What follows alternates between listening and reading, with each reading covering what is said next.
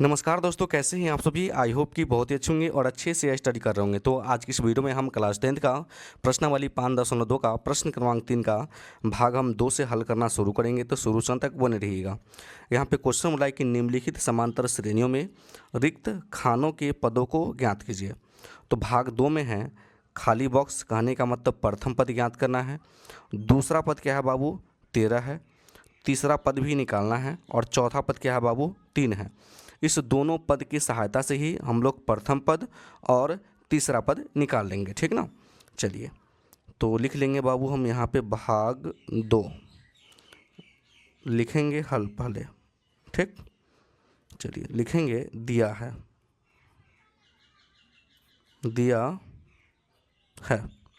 क्या दिया है बाबू, तो दूसरा पद क्या दिया है, 13 है। तो हम लोग लिख लेंगे दूसरा पद कितना दिया है, 13। चौथा पद क्या दिया है बाबू, 3। तो लिख लेंगे A4 बराबर क्या दिया है बाबू, 3। चलिए अब यहाँ पे एक चीज़ आपको समझना है, ठीक ना, थोड़ा सा बेसिक। हम आपको बताए थे कि AP का व्यापक रूप क्या होता है। तो कहिएगा आप A होता है सर, फिर A प्लस के D होता है, फिर A प्लस के क्या होता है बाबू, 2D होता है, फिर A प्लस के क्या होता है बाबू, 3D होता है, ठीक ना। इसी प्रकार से आप जितना चाहे आगे आप निकाल सकते हैं, ठीक ना। तो हम क्या बोलें कि A को बोलते हैं बाबू प्रथम पद और A प्लस D को क्या बोलते हैं, दूसरा पद, ठीक ना। A प्लस के 2D को हम लोग क्या बोलते हैं, तीसरा पद। A प्लस के 3D को क्या बोलते हैं बाबू, तो चौथा पद, है ना। अगर आपसे 10वां पद बोलते निकालने के लिए तो आप क्या बोलिएगा, तो कहिएगा सर A प्लस के 9D होगा, ठीक ना। अगर 20वां पद अगर बोल दे निकालने के लिए क्या लिखेगा आप, A प्लस के 19D। इस प्रकार से आप लिख करके निकाल सकते हैं, ठीक ना। तो चलिए निकालते हैं। तो यहाँ पे बोला है बाबू दूसरा पद, तो दूसरा पद को हम लोग क्या लिख सकते हैं, तो दूसरा पद को लिख सकते हैं A प्लस के D, यही लिखते हैं। बराबर 13 है तो हम लिख लेंगे 13 और इसको लिख लेंगे समीकरण 1 बना लेंगे, ठीक ना। चौथा पद को हम लोग क्या लिख लेंगे, तो चौथा पद को लिख लेंगे A प्लस के 3D, बराबर 3 है तो हम लिख लेंगे 3 और इसको समीकरण 2 मान लेंगे, ठीक ना। अब इन दोनों समीकरण को क्या करेंगे बाबू, विलोपन विधि से हम सॉल्व कर लेंगे। तो लिख लेंगे समीकरण 1 और समीकरण 2 से। समीकरण 1 है A प्लस के D बराबर 13, समीकरण 2 है A प्लस के 3D बराबर 3। नीचे एक लाइन खींचना है आपको, देखना है आपको चिन्ह। अब देखिए बाबू, कोई दोनों पद तो बराबर आपस में है, तो हमको कोई पद बराबर करने की कोई ज़रूरी है नहीं। चलिए ये भी प्लस में है, ये भी प्लस में, तो चिन्ह समान है तो ये दोनों आपस में नहीं कटेगा। तो अगर चिन्ह समान हो तो आपको यहाँ लिख लेना है घटाने पर, लिखेंगे बाबू घटाने पर, कहने का मतलब इसको घटाना है। तो प्लस में तो क्या आएगा बाबू, माइनस में, ये भी प्लस में तो क्या आएगा, माइनस में, ये भी प्लस में तो क्या आएगा, माइनस में। तो एक प्लस में एक माइनस में कट गया। माइनस के 3D में से एक प्लस का 1 D घट जाएगा तो क्या क्या आ जाएगा बाबू, तो माइनस का 2D आ जाएगा। 13 में से अगर 3 जाएगा तो क्या आ जाएगा बाबू, 10। तो हम लोग लिख सकते हैं D बराबर 10 बटे माइनस का 2, ठीक ना। चलिए कितना से कटेगा, ये 5 से कटेगा, तो इसलिए D बराबर कितना आ गया बाबू, माइनस का 5, ठीक। कोई भी पद आपको ज्ञात करने के लिए आपको A का मान चाहिए और D का मान चाहिए।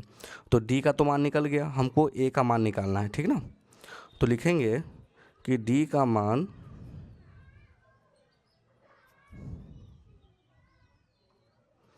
समीकरण 1 में रखने पर, आप 2 में भी रख सकते हैं, रखने पर समीकरण 1 है A प्लस के D बराबर का कितना था बाबू, तो 13 था, ठीक ना।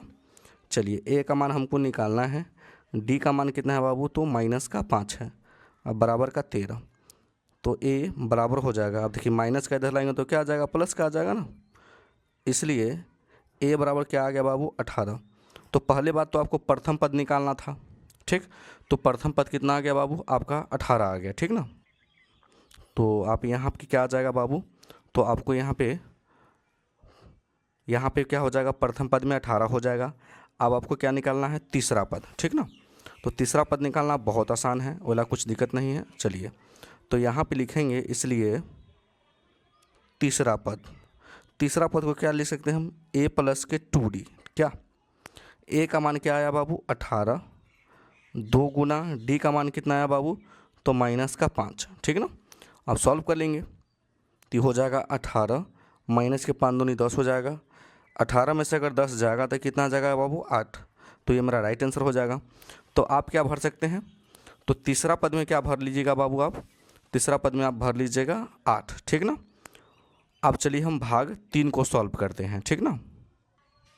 देखिए बाबू भाग 3 में क्या है कि प्रथम पद 5 दिया हुआ है, दूसरा पद निकालना है आपको, फिर तीसरा पद निकालना है, और चौथा पद भी क्या है दिया हुआ है।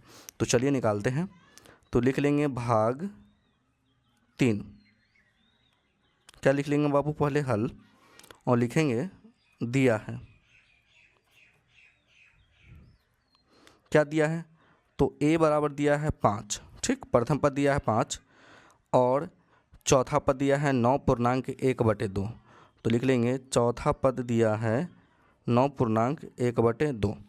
तो चौथा पद को आप क्या लिख सकते हैं, तो आप कहिएगा सर a प्लस के 3d लिख सकते हैं।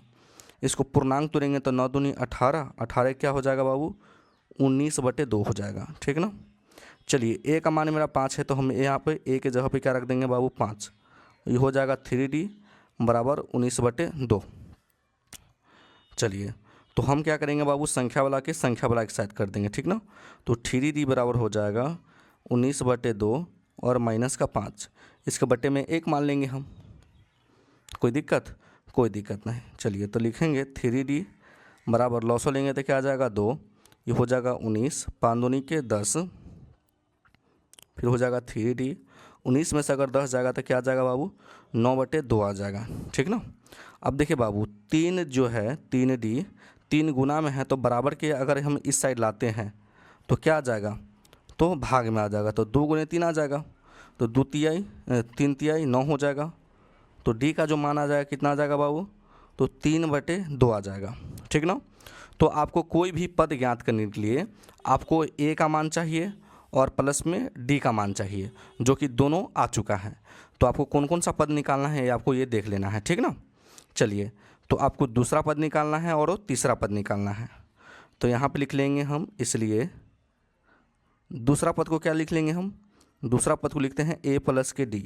तो a का मान कितना है बाबू 5 और d का मान क्या निकला है, तो 3/2, देख सकते हैं 3/2 निकला है। तो d के जगह पर रख देंगे हम 3/2, तो इसके बटे में 1 मान लेंगे, लॉस लेंगे तो 2, 5 दूना क्या हो जाएगा 10, ये हो जाएगा 3, तो क्या हो जाएगा 13/2 आ जाएगा, ठीक ना। तो ये मेरा दूसरा पद निकल गया। अब हमको निकालना है बाबू तीसरा पद। तो आप दूसरा पद है ना, इस यहाँ पे लिख लीजिएगा 13/2 लिख लीजिएगा। अब निकालना है तीसरा पद। तो यहाँ पे लिखेंगे a3 बराबर a प्लस के 2d। a का मान कितना है बाबू, तो 5 है, फिर 2 गुने d का मान कितना है बाबू 3/2 है, तो 2 से 2 कैंसिल, 5 अब प्लस के 3 कितना हो जाएगा बाबू 8, ठीक ना। चलिए तो तीसरा भाग में क्या लिख लेंगे, तीसरा बॉक्स में 8 लिख लीजिएगा। तो ये सभी जो आंसर है बाबू राइट आंसर है।